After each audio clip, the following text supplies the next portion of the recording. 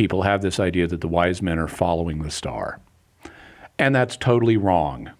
Wait, I thought it says right there in the gospel they followed the star around. It did not. And the evidence indicates that they weren't following the star.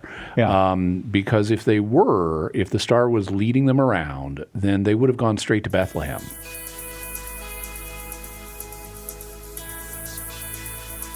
Hello and Merry Christmas, Jimmy Akin. Merry Christmas, Cyril Kellett. Very formal. Cyril. Well, it's Christmas. Yeah, that's right. And we're going to talk about one of the features of Christmas, the Star of Bethlehem, this time, which it's fascinating to me how persistent this question is. What is the Star of Bethlehem? How did all this work? I mean, and people we have a certain image. I just think I spoke with you about this the other day off the air of that comes from the media. You know, once you get a media image in your head, even as a kid, the star is a certain thing. But there's a lot that we think is said about the star in the Gospels not said. Right. And then, but there are some things we can know about the star. Yeah. So go ahead. So there are a number of possibilities that people have raised for what the star could be. Oftentimes, you'll hear a lot of people say, well, it must have been some kind of miraculous thing. It's like not a normal star because the wise men are following it. And normal stars don't move around that way. You can't, even the planets, which do move against the background of fixed stars, they don't lead you around by the nose.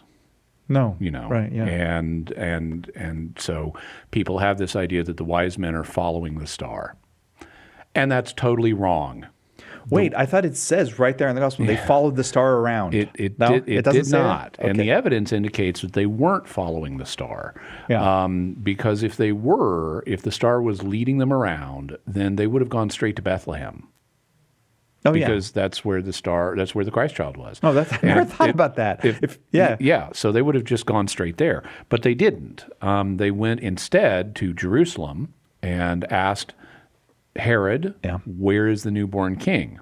I have a thought about that, though. Okay. Maybe they were following the star, but it was like Siri directions, and it ended them up in Jerusalem. You know how that happens when you... I'm sorry, Jimmy. I apologize. This is divine Siri. Okay, all right. So God's not going to misdirect us. So if you're actually following a star around, why do you end up going to Herod and going, good point. This also causes complications like people ask, why if they saw the star in the east, why did they go west? Because they weren't following it. Yeah. They saw it rise in the east and they realized its significance, so they went west to go find the king whose birth it signaled. And they went to the normal place you'd expect, the palace in the capital, to say, where's the new king? Right. And then they're told, Bethlehem. And they start going down to Bethlehem. And it providentially happens to be in front of them. And when they get to Bethlehem, it's like providentially over the house from their perspective that they end up going to. But it's not leading them. It's just it's a divine coincidence that they recognize and rejoice at. But that's so we really don't have evidence that this is some supernatural light that God is moving around in the atmosphere. The normal word for star, we should understand the star the same way we would understand any passage in Scripture, by starting with the basic meanings of the words in the languages in which it's written, and only proposing new weird things if we have evidence that those basic meanings don't make sense. But here we don't have that evidence. And so we should stick with the basic meaning of the term star as it was used at the time. And that meaning was different than what we think of as stars. To us, a star is a very distant object that is a collection. It's a very heavy collection of gases that has nuclear fusion going on and generates its own light. Yeah. But that is a conception of stars that we've only had in the last century or two. Right. That is not what the ancients understood stars to be. The ancients understood stars to be any light in the sky. So the moon actually was a star. The planets were stars. Meteors were stars, comets were stars, and what we think of as stars were stars. So any light in the sky to the ancients was a star. And and that can help us narrow down what the Star of Bethlehem would have been by thinking about, well, okay, so if you had this group of magi and they recognized the significance of this star, they must have had some system that would let them recognize its significance, some interpretive system, what we would call astrology or something like astrology. And so we can think about, well, what kinds of celestial phenomena, what kinds of lights in the sky could people have used to predict the birth of a new king? And then but you just named them all. And I named them all, so we can start narrowing them down. Okay. So what we think of as a star, or what the ancients would refer to as fixed stars. They maintain the same position, from a human point of view, they maintain the same position in the sky relative to each other. So like you look at the Big Dipper, the stars are all in the same positions relative to each other that they were last night and last year and 100 years ago and things like that. They rotate around the north celestial pole, but they keep the same positions relative to each other. And that means that all of the fixed stars go through their cycle once a year. So unless you have a newborn Jewish king every year, which you don't, it can't be a fixed star. Fixed stars are not good candidates for what the Magi would have seen. Right. Okay. Neither would constellations be. And sometimes in some ancient languages, the word star was used for an entire constellation. Mm-hmm. But the constellations all do exactly the same cycle every year. Yeah, right. And so constellations are not what they were viewing. Also, you can eliminate some other things like meteors. Now, why a meteor? Because that seems to me that a meteor looks to be a falling star. It might have some significance to somebody, but why? Why do you eliminate meteors? Meteors last for seconds, and then they burn out, or blow up, and if they're big enough, and so you wouldn't see a meteor in the east and then take this trip and go to Jerusalem and start heading to Bethlehem, and hey, that's that same meteor. No. I see. Yeah, I hadn't thought about that. Okay. Yeah. All right, so a meteor's out. So meteors are too transitory. Yeah. Comets. So there have been proposals that what they saw was a comet. It is not impossible, but it is not probable. And there are two reasons for that. One is that we don't have a comet on record in the right year, in the year of Jesus' actual birth. There were some comets in earlier years, and people who are using the wrong date for Jesus' birth will think, oh, the comet was this. One of the things you find out when you study the stars, you got to get the birth year right before you know when to look for it. Right. And people who look in the wrong year get the wrong things. Second problem, comets normally were taken as bad omens rather than as good ones. I see. And so comets, it's not plausible. And you need to look in the astrological systems of the people who are plausible candidates for the Magi and see what did they think of comets.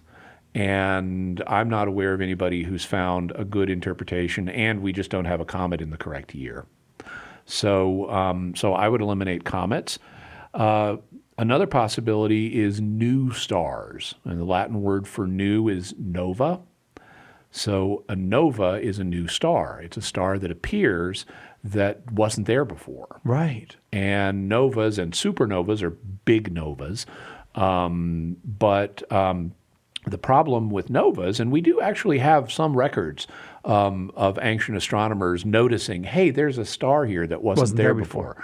So we do have some records of that. The problem is, if it's a new star, it's not part of your astrological system. Oh, so how would you interpret it? It doesn't have any significance. Yeah. You have to see the thing in the sky first and then notice what it's associated with down here on Earth to build it into your astrological system. So new stars had no meaning when they showed up, and you couldn't use a new star to predict the birth of a Jewish king. Okay, so not fixed stars, constellations, meteors, comets, supernovas. What is the star? Not the sun or the moon either, even though those were considered wandering stars. Right, but again, They do the same thing all the time. It's not like the moon did a new thing this week. Yeah. Okay, so what do you? Let's narrow it down then. What is it? Planets. Planets is the last remaining category, and they were meaningful in various astrological systems in the past. And so the question is, which system and which event are we talking about? And in recent years, there's a gentleman named Michael Molnar who proposed a horoscope for Jesus based on the date that he believes Jesus was born and how the sun, the moon, and the planets would have been understood on that horoscope. It's called a nativity, and nativity doesn't just mean Christmas; it's any birth, and so a birth horoscope is known as a nativity. Okay, and anybody can have a nativity horoscope drawn up. So he drew up one for Jesus based on the date that he thinks Jesus would have been born, and he interpreted it according to the Greco-Roman system of astrology, which we know a lot about because sort of in the late 1st and early 2nd century, there was a guy named Claudius Ptolemy who wrote a book on astronomy called the Almagest, and then he wrote 4 books on astrology known as the Tetrabiblos, or the 4 books. Mm-hmm. And so this was 1st century inspired Greco-Roman astrology. We know a lot about it. And a lot of people have bought into Molnar's version of this. I don't, for 2 reasons. The first one, he's got the wrong year. He's too early. Jesus actually was born, the evidence indicates, and I'm not going to, I'll arm wrestle someone over this, but I'm not going to, fight to the death over it. But the evidence suggests that, and there's a lot of evidence for this, that Jesus was born in the latter part of the year 3 BC or the first part of the year 2 BC. Mm-hmm. But you hear lots of people who are thrown off and say he must have been born at least a year or 2 before 4 BC, because 4 BC is when Herod died. Right. So Jesus must have been born in 6 or 7. No, that dating of Herod is wrong. And there's a bunch of evidence that shows it's wrong. And once you clear away the evidence showing it's wrong, you then default back to the evidence showing from the Gospels, and particularly the Gospel of Luke, and the church fathers indicating that Jesus was born in the 28th year of Augustus Caesar, which is latter 3, early 2. Mm-hmm.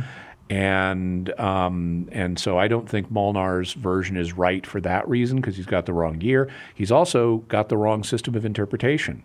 He's using Greco-Roman astrology, but the Magi came from the East. So we should look to the East. Now, it's not impossible that they could have used Greco-Roman astrology, but you wouldn't expect them to, because they're not from Greece or Rome. They're from farther east. Right. And it's not like people in the East didn't have their own systems of astrology. In fact, they did. The zodiac, the constellations of the zodiac were invented in Mesopotamia, and then they spread to Greece and Rome. And we can even show, based on a variety of things, we can show when and where in Mesopotamia the zodiac was invented. Because of the astrological correlations that are involved. Oh, how interesting. Yeah. Oh. So we can tell it's like within a couple of degrees longitude and latitude of this position, and it's within this century plus or minus a few centuries. And that's where it came from. So the Babylonians had been doing astrology longer than the Greeks or Romans, and they had their own system. And it worked differently than the Roman system. And there has been some recent research done on the Star of Bethlehem from the perspective of Babylonian astrology. Mm-hmm. Before we get there, though, I want to talk about a documentary that everybody is constantly asking me about every Christmas. Oh, really? that came out a few years ago. It was produced by an evangelical gentleman named Rick Larson. Okay. And it's called The Bethlehem Star. And in it, Larson notes some phenomena that occur. First thing is he gets the date of Jesus' birth correct. Okay. And so that's a big plus right there. Yeah. And he notes that in 3 BC and 2 BC, there were astronomical phenomena that are significant that could be an explanation for the Bethlehem star, especially on the view that it's a planet. And what he notes is that in September of 3 BC, Jupiter does something very unusual. Now, Jupiter has an orbit that is 12 years long. And you would think, okay, well, then it's going to do the same thing every 12 years. But not really, because as Jupiter is orbiting, Earth is also orbiting, and we have a 1-year orbit. So our perspective on Jupiter's orbit is going to change constantly. Exactly. So you're not going to see Jupiter do exactly the same thing every 12 years. Right. Normally, as Earth passes Jupiter, you will see Jupiter move, let's say with respect to a given star, let's say Regulus. You'll see Jupiter pass Regulus once. But if it so happens it's one of those years where we're in the right position, you'll see Jupiter pass Regulus, then reverse its course, which is called going retrograde, and then pass it again. Okay. And so you can see Jupiter encounter Regulus in some years. You can see Jupiter encounter Regulus 3 times. And that happened in September of 3 BC. And so what Larson does is he says, well, Jupiter is the king of the gods, and Jupiter is thus the king planet. And so this is already associated with a king. And Regulus is Latin for little king. And so it's the king star. Its formal name, Regulus's formal name is Alpha Leonis. It's the brightest star in the constellation Leo. So it's Alpha Leonis. Yeah. But its name, Regulus, means little king. And so it's this king star in addition to the king planet, and you see them interacting, and it's 3 times, and it's like king, king, king. And it's in the constellation Leo, and Leo is a lion. I mean, Leo is the Latin word for lion. And the lion in the Bible is associated with the tribe of Judah, and that's where Jesus is from, is the tribe of Judah. So you've got this triple king event going on with the king planet in the king star with the astrological sign that's associated with the tribe of Judah. That's exciting. It's exciting, isn't it? Yes. Yeah. He also then notes that on December 25th, 2 BC, Jupiter would have been in the sky as you proceed south from Jerusalem to Bethlehem. And it was at that point in its orbit where it stops seeming to move temporarily. So it's what's known as its halting point. Yeah. And he would explain that as it is perceived as standing over the house because it's at its halting point. So all this sounds great. People love watching this documentary, and they contact me about it, and they say, what do you think? And I'm going, I'm ambivalent for a variety of reasons. Yeah.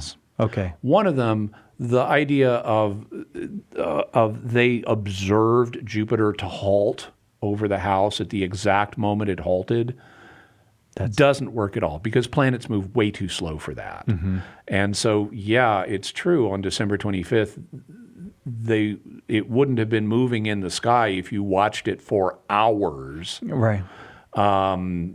Relative to other stars, but they wouldn't have visibly been able to observe the halting.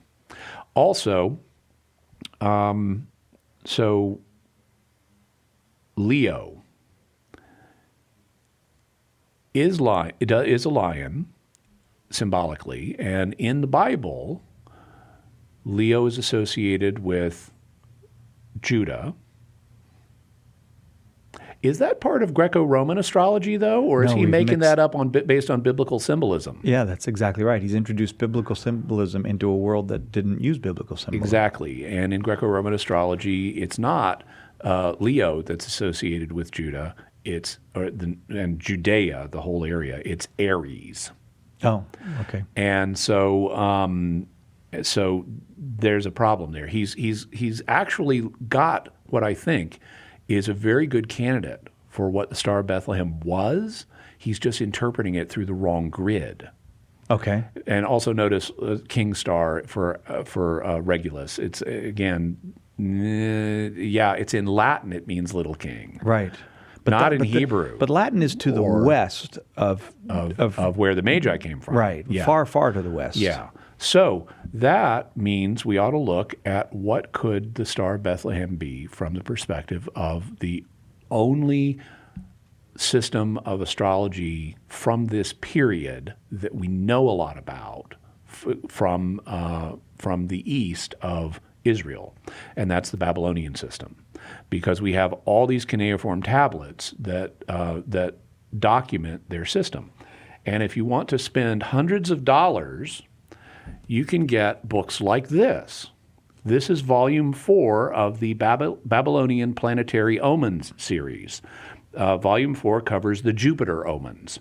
I never made it to volume 4. 1 through 3 I found to be very thick reading. So Well, the books are not very thick. This book is about 200 pages long, and because it's published by academic publisher Brill, who constantly overcharges for everything, this 200-page book costs more than $200 to get. wow. And I need to, in addition to this one, for scholarship purposes, I want to pick up volume 3, which includes the Venus omens, because Venus is involved in this. And that one is over $300. So scholarship, because the print runs are so small, not that many people want Babylonian Planetary Omens volume 4. Really? Yeah, not that big. The print runs are small, but Brill is just notoriously bad at how high they set their prices. So good on Brill for producing the book, bad on Brill for its outrageous overcharging constantly. Now, one of the things you find when you study the Babylonian astrology system is it's omen-based. So you don't calculate where everything is going to be in the sky at the moment of someone's birth and put it on a chart like the Greeks and Romans did. That's the Greco-Roman system where you make someone's nativity. Instead, what you do is you watch what's happening in the sky and you wait until something happens, and then you interpret its meaning. So you go back to the book, so to speak. What does that mean when that happens? Well, so here's an example. If Jupiter becomes steady in the morning, so it's reached its halting point in the morning, as opposed to at some other time of day, enemy kings will be reconciled. Oh, that's one of the things here. If Jupiter passes at the head of Venus, Akkad, that's Mesopotamia. Akkad was the chief city there. Akkad will be conquered with a strong weapon. wow. You have other things going on. Like there's one Jupiter omen that if this happens, there are going to be wolves haunting the roads, so you better watch out if you're on the road. There's another one with Venus where if it happens, women are going to have a hard time giving birth to children. And you have basically all of these, depending on what Jupiter does, where it is in the sky, what it's interacting with, you then end up with a different prediction. And so there have been people who have started looking at what would the Babylonians have possibly seen in the sky that would suggest they need to go visit a newborn Jewish king. Okay. And there's a particular guy, he's a Swedish author named Dag Killman. Dag is D-A-G, Killman is K-I-H-L-M-A-N. And he's got a book that you can read called The Star of Bethlehem and Babylonian Astrology or Astronomy. I forget which one he says. I can pull that up. But it's a popular level book where he explores these ideas, and that way you don't have to pay hundreds of dollars to get the original source material. But basically, Star of Bethlehem and Babylonian astrology. And then the subtitle is Astronomy and Revelation Reveal What the Magi Saw. So I think he's got a very promising theory. And I need to do more research on it, but I think it's very promising. He has, his view is that Rick Larson has basically identified the right thing in the sky. Jupiter, but and what it did in 3 BC, but he's interpreting it the wrong way. According to Kilman, summarizing from the Babylonian texts, it turns out that if Jupiter turns back out of the breast of Leo, which is where Alpha Leonis or Regulus is, this is ominous. It is written in the series of predictions as follows. If Jupiter passes Regulus and gets ahead of it, and afterwards Regulus, which it had passed and got ahead of it, stays within its setting, someone will rise and kill the king and seize the throne. Okay, so you're thinking about this as a Babylonian magi. Mm-hmm. At the time, you're in Babylon, you're a Chaldean, but you know who the king of Babylon is? You know who's actually ruling Babylon? No. The Parthians. Okay, the Parthians. And they have not been treating you Babylonians well. Right. So you might actually welcome it. Yeah, this is good news. If someone comes along and is going to kill your king and take the throne. Yeah. So what would you want to do if you knew someone was going to kill your king who you hate and take the throne? I would want to befriend that person right now. Exactly. So how would you know where to go? Well, some of the Jupiter omens involve help answer that question. Now, just like Akkad is a word that we're not really familiar with typically, but it's the capital city over there, or at least it is in the astrological documents. It's how they refer to the capital city. There's another word that they refer to, which is Amuru, and Amuru is the name. It's the Babylonian name for the region to the west of Babylon. So Amuru includes Israel, Lebanon, Jordan, and western Syria. Of those regions, there was only one powerful king, and that was Herod the Great. Yes. Because the Romans were ruling other stuff. They had governors and stuff, but not kings. So you have this western nation. It's in Amuru. It's in the Amuru region. It's the one with a king. And you had a series of predictions based on what Jupiter did on June 17th, 2 BC, where on June 17th, 2 BC, Jupiter and Venus got so close together that they appeared to be a single star. And as Jupiter and Venus get closer together in Babylonian astrology, it triggers a series of predictions as they get closer and closer. When they reach a certain level of proximity, there will be a flood. When they get closer than that, brother will be hostile to brother. When they get closer than that, there will be a rule of destruction involving the king of Amuru. Oh. So some kind of destruction involving the king of Amuru. Then when they get really, really close, when they look like they're one star or eat each other, it says, the king of Akkad will die and the dynasty will change. And either the enemy will send a messenger or a soldier will be sent to the enemy asking for peace. And so, knowing the king of Amuru is going to have a reign of destruction and that the king of Akkad is going to die and the dynasty is going to change, and you need a peace envoy one way or the other, you might decide to be that peace envoy. Get the camels, we're heading. Exactly. So then you get over there perhaps in December of 2 BC, and this is before Herod dies in the early part of 1 BC, but you get over there in December of 2 BC, maybe you get over there on December 25th, and it's the morning, because you're not going to go from Jerusalem to Bethlehem in the total dark of night. You know, we often think, they set out and they follow the star all night. Yeah. Yeah, no, this is mountainous territory. It's uneven. There are no street lights. Yeah. You're not going to be taking a dangerous mountain journey at night. but you might get up early in the morning and do it when the stars are still out. Mm-hmm. And in the early morning hours, you would have seen Jupiter in the southern sky as you're proceeding from Jerusalem to Bethlehem. The road turns west. And because of the way the stars rotate, Jupiter is going to be moving slowly to the west in the sky if you're standing still. But if you're taking a western curving road, Jupiter's moving with you. It's going to appear to remain in the sky in front of you the whole 6 miles to Bethlehem, which is going to take a couple hours to get there.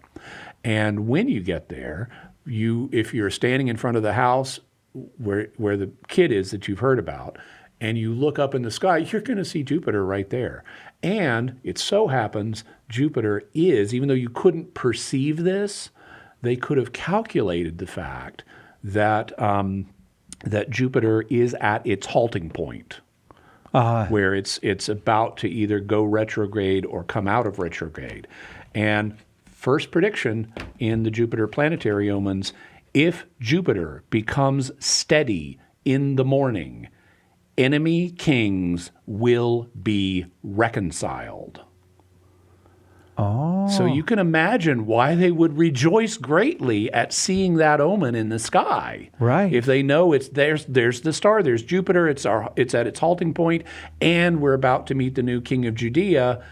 This is good news for us. It's bad news for the Parthians. Yeah. But it's good news for us. How fascinating, Jimmy. And this is a very promising theory. More work needs to be done on it, but we're looking here in the right time frame and with a plausible astrological system to interpret it, and it makes sense.